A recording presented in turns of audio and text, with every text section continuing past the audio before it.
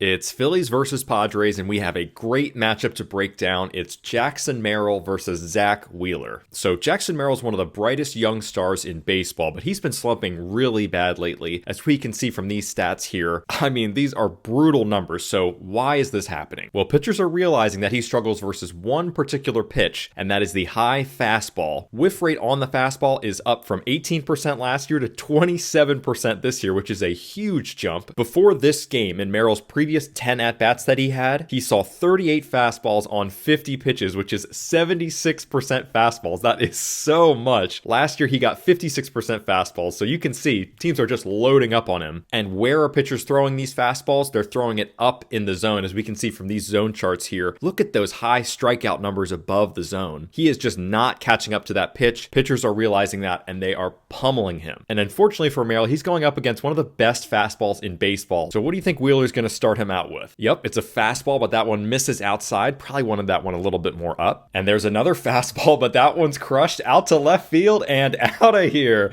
Jackson Merrill gets the high fastball. We can see on the replay here that was a little bit down. Wheeler was hoping to get that more up. Where it ended up in the strike zone, that was almost middle. And of course, Jackson Merrill loves that pitch, as does pretty much every MLB hitter. So that was just down a tad, but Jackson Merrill finally catches up to the fastball, and it's Zach Wheeler's on top of that. And look at this stat. That's Merrill's first home run in a month and a half. So Wheeler says, okay, he got that one, but I still don't think he can get to a really high fastball. So they match up again here in the third. 2 outs, runners on first and second. Boom, Wheeler's right back at it with the high fastball. He's like, I'm not missing over the middle this time. Another high fastball. That one barely catches the top of the zone. That's a little bit of a generous call. Pitcher's pitch.